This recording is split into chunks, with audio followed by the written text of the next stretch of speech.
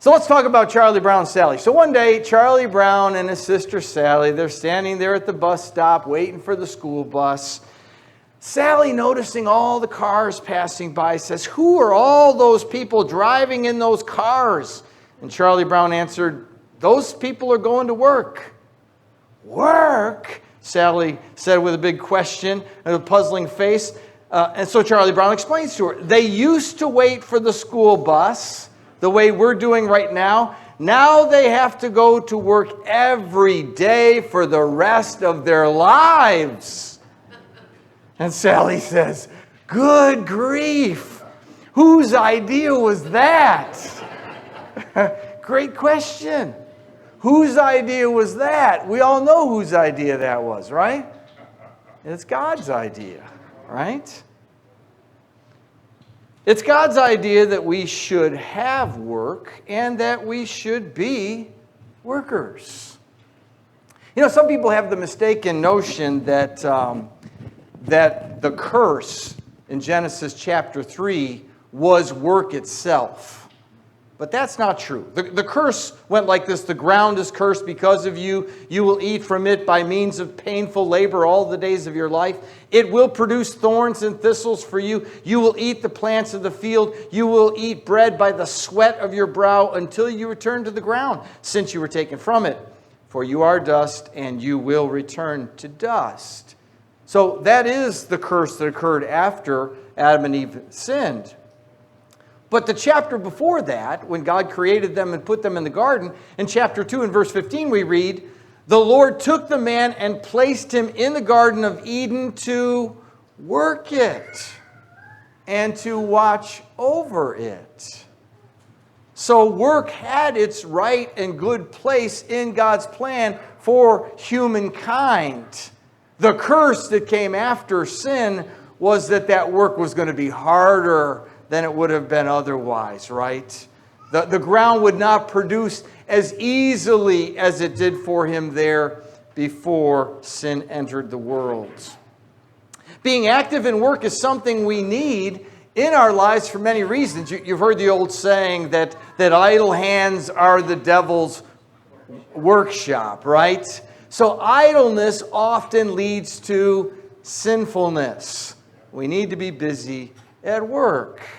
But another thing that work does for us, it gives us a sense of accomplishment, a sense of self-worth. And work also gives us the opportunity to provide for ourselves, to provide for others, and to support God's kingdom purposes. So rather than seeing work as a curse, we should thank God that we have work to do and that we are able to do the work that He has for us to do. So let's turn our attention to Proverbs. We're studying through Proverbs. And Proverbs has a lot to say about the importance of working. So to emphasize the value and the dignity of work, Proverbs 10, 4 and 5 says, "Idle hands make one poor, but diligent hands bring riches. The son who gathers during the summer is prudent.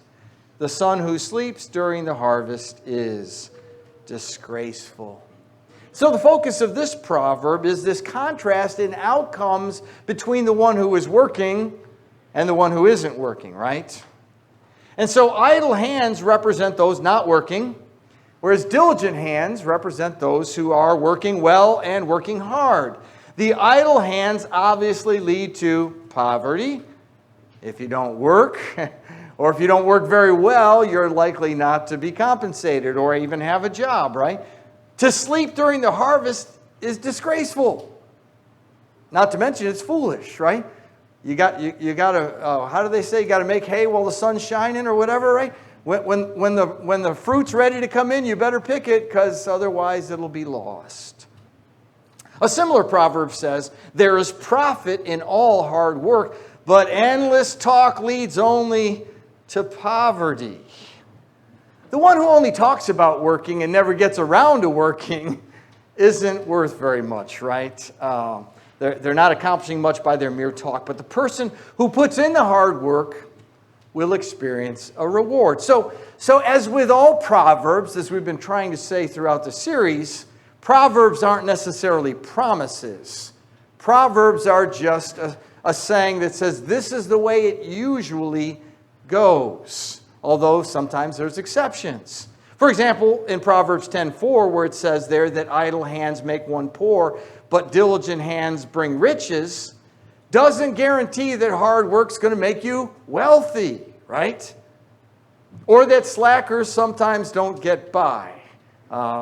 Unfortunately, sometimes those who don't work as hard as they ought get by quite well. And other people who work diligently don't get compensated like they ought to get compensated.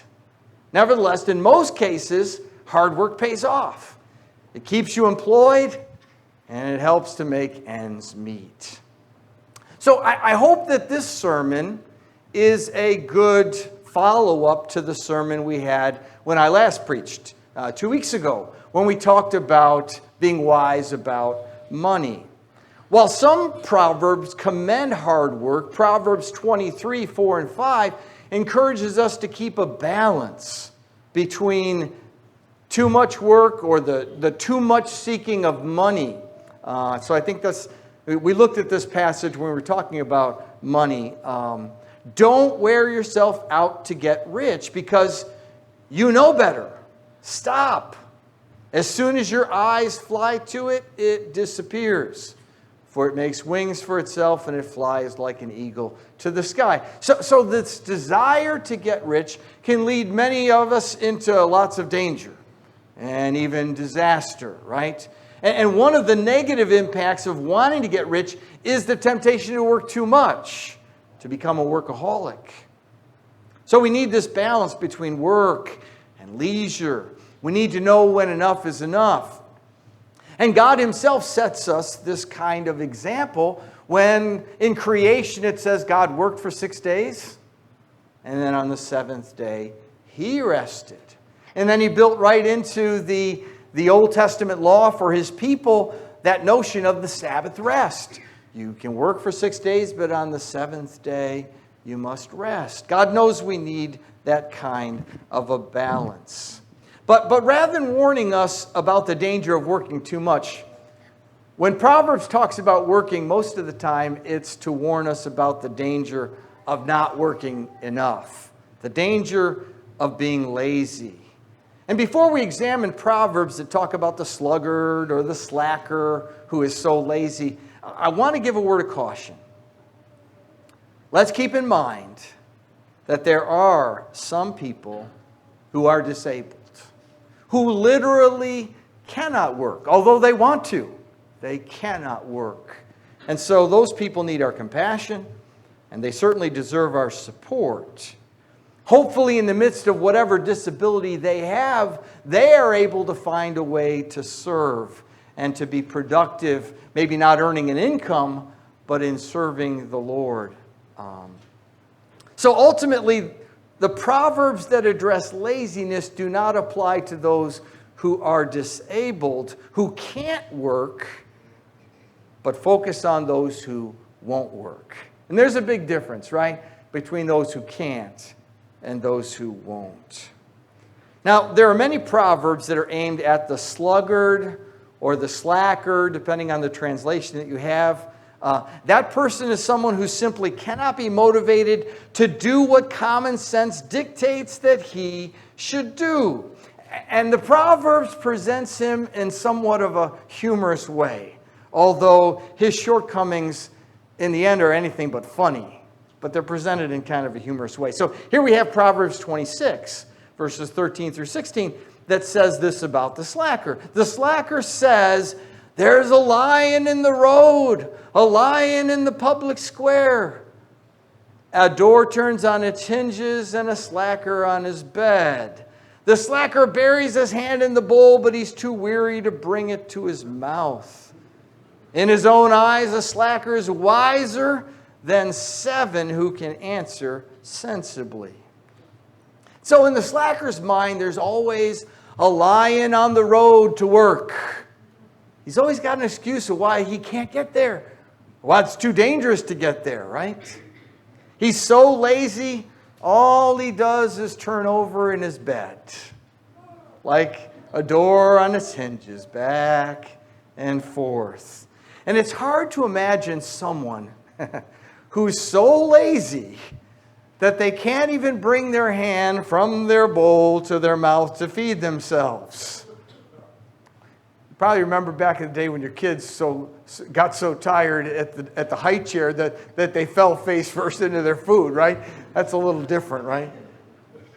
The last thing mentioned in the list is the most dangerous of all. The slacker thinks he's smarter than everybody else.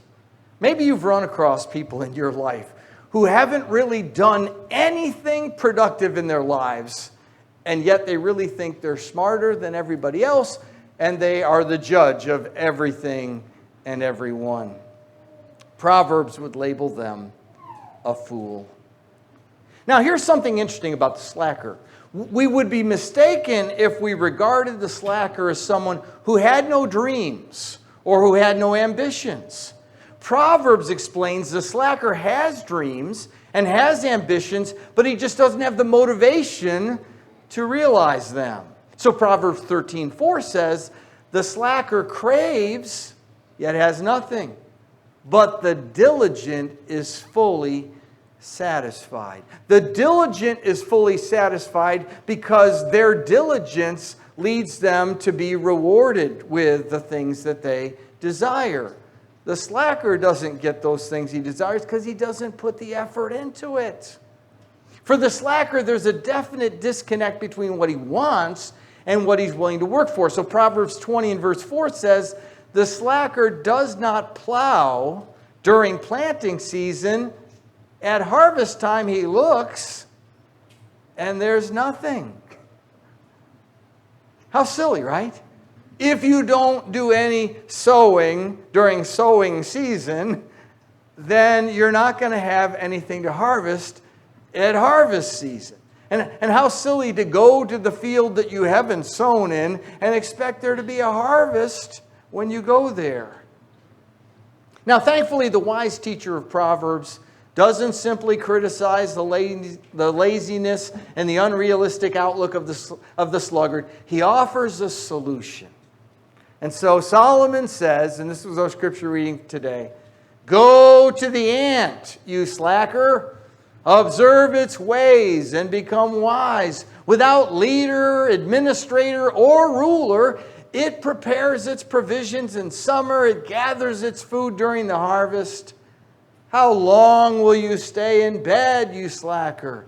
When will you get up from your sleep? A little sleep, a little slumber, a little folding of the arms to rest, and your poverty will come like a robber, your need like a bandit. So the wise teacher says, here's what you need to do. Go observe the ant and follow the example of the ant, right? And the two qualities that the ant has that the slacker needs is, the ant is self-motivated and the ant is forward-thinking. So Solomon says the ant doesn't need a leader, right? Doesn't need a ruler, doesn't need to make anyone else make them do their work. They just do it. They're self-motivated. And the ant is forward-looking. It knows that if it wants a harvest in the fall, then it's got to do some work during the spring and the summer to get ready for a fall harvest. And so the slacker, by contrast, does neither. He just stays in bed and sleeps away his life.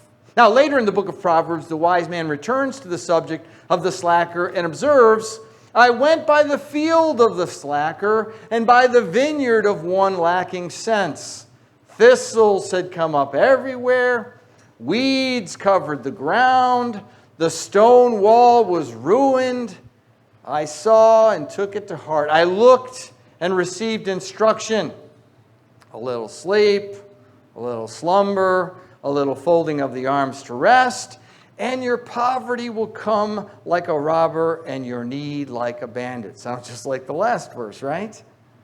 The laziness of the slacker results in this untended field where thistles and thorns and weeds are growing up, and also the walls broken down. You've passed by people's homes before, the ones where there's diligence going on there, where things are kept up. And it doesn't always take a lot of money necessarily to keep things looking orderly and nice, right? It just takes a little time and effort. And you go by those other ones that are super manicured and well taken care of. There's a big difference, right? Without ant-like diligence, the slacker pays the extremely high price of poverty. Wisdom should keep any of us from living like the slacker. Now, when we turn to the New Testament, we find there's even a higher motivation for work than just these practical ones that are expressed here in Proverbs. And the practical ones are great, fine and good, right?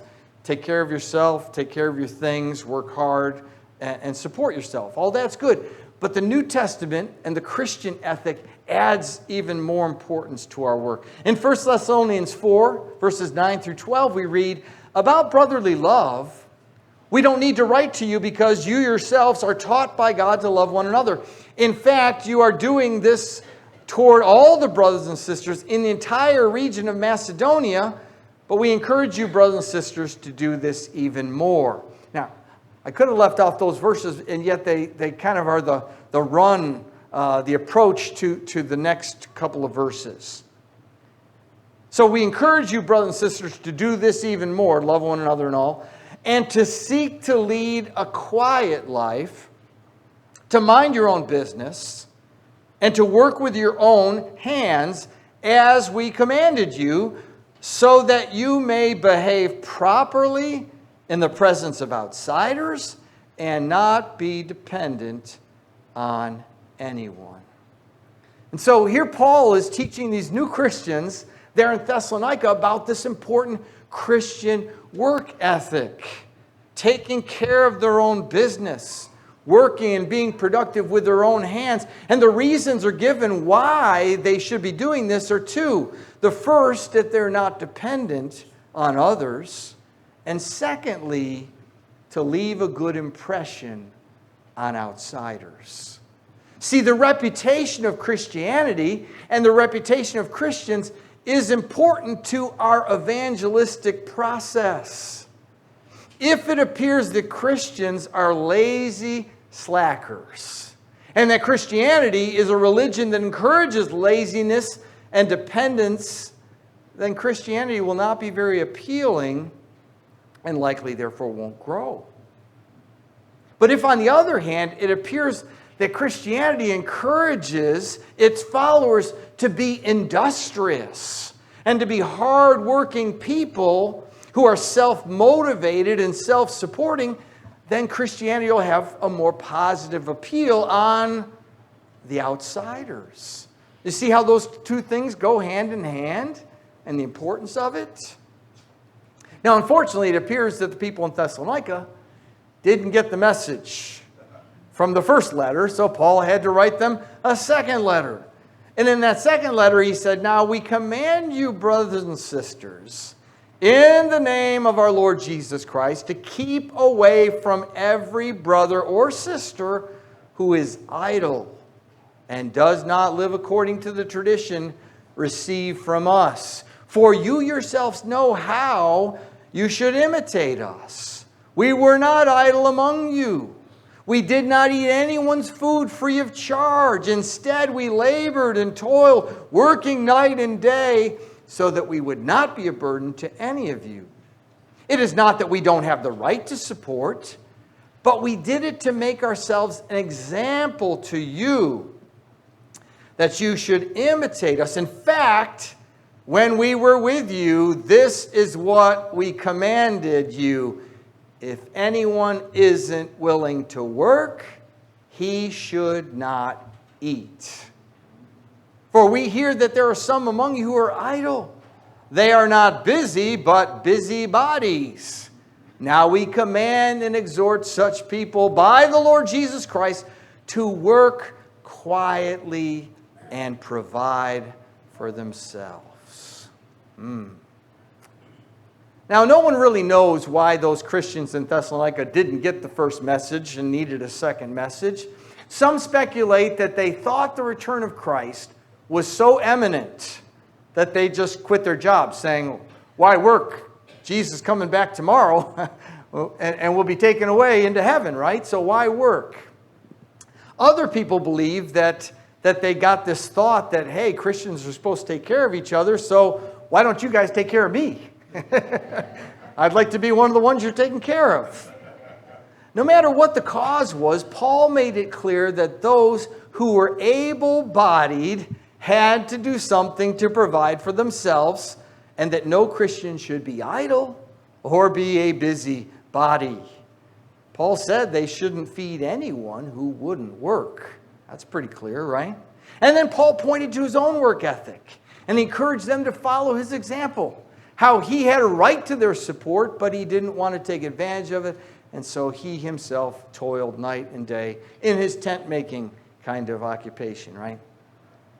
Now let me point to one other New Testament passage where Paul addressed the Christian work ethic. It's Ephesians 4 and verse 27. Paul wrote, let the thief no longer steal.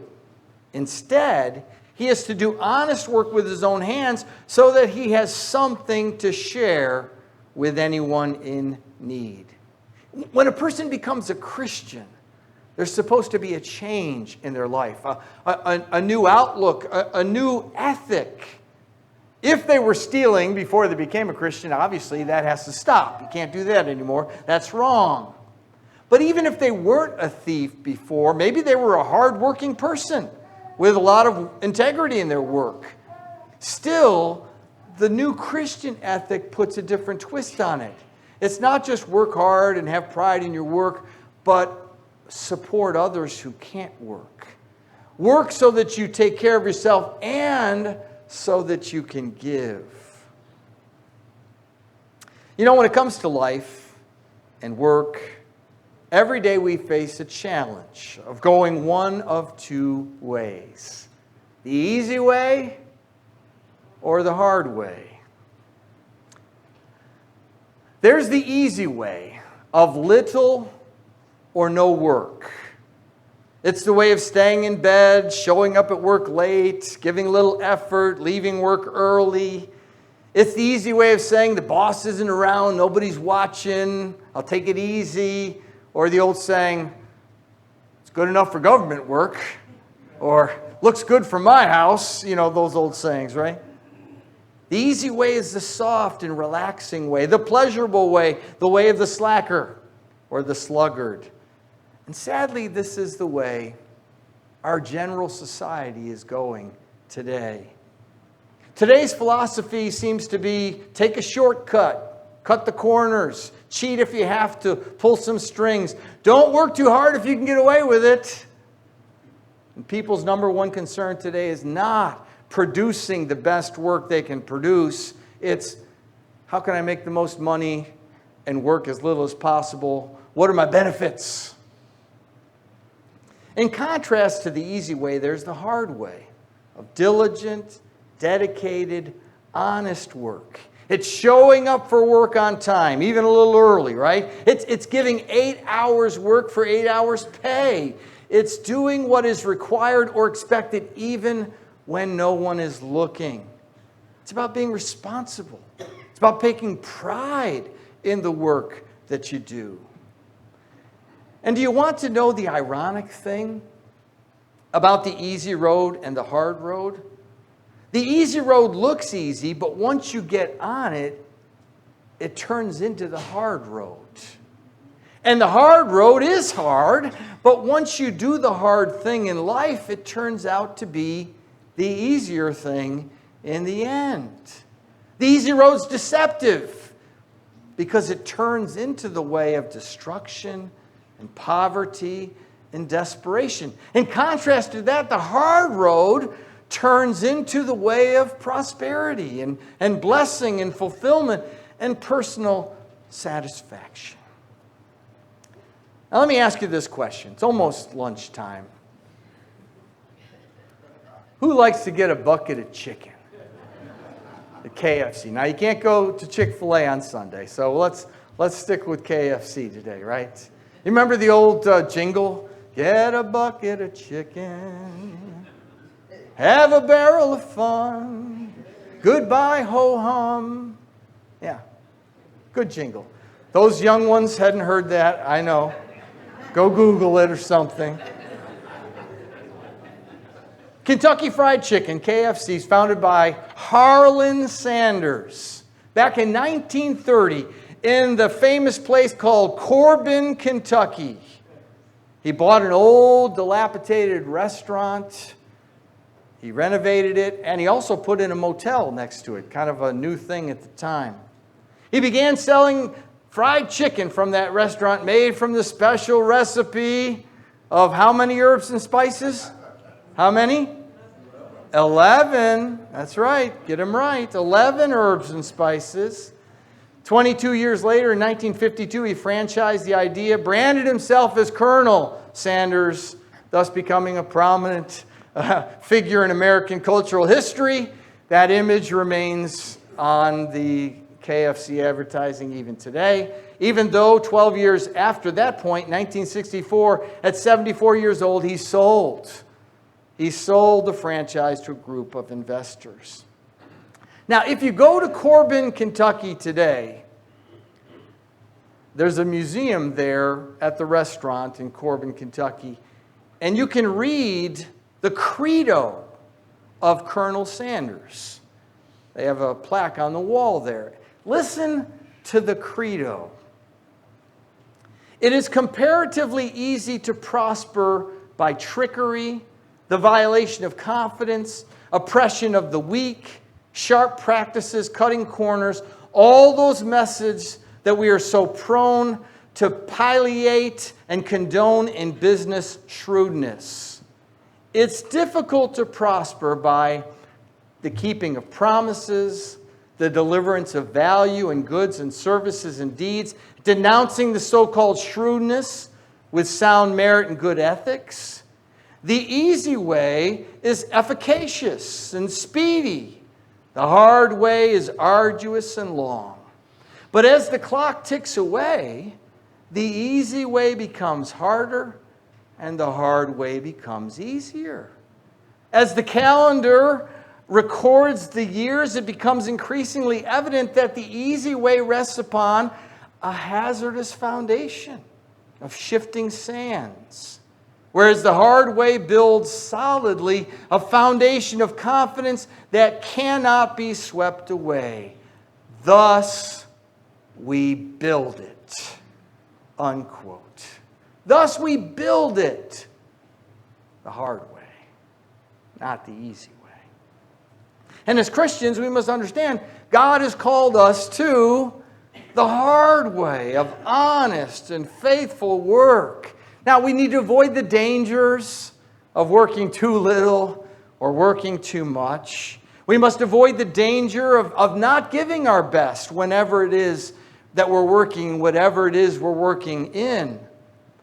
Hard work is a Christian virtue in which we strive to ultimately bring glory and honor to God. You know, the instructions that Paul gave to those first century slaves who were Christians applies to us 21st century Christians as employees. Paul wrote there in Colossians 3:22, slaves, obey your human masters in everything. Don't work only while being watched as people pleasers, but work wholeheartedly, fearing the Lord. Whatever you do, do it from the heart as something done for the Lord and not for people, knowing that you will receive the reward of an inheritance from the Lord. You serve the Lord Christ. Isn't that good? And so, if we're employed, keep in mind that your most important boss isn't the one who signs your paycheck. Your most important boss, the one you're trying to please the most, is your heavenly Lord and Father, right? And above all, we must keep in mind that no matter what our work is, our most important work is God's kingdom business. And whether we are a stay-at-home dad or a stay-at-home mom or employed or unemployed or disabled or retired, God has work for us to do, and we must be busy serving the Lord however we can. Let's be like the ant. Let's be self-motivated and forward-looking, knowing that those who labor in the Lord do not labor in vain, and knowing that we will receive a reward for our work if we do not give up. Be like the ant. Be like the ant. Take the hard way. It becomes the easy way, right? The easier way.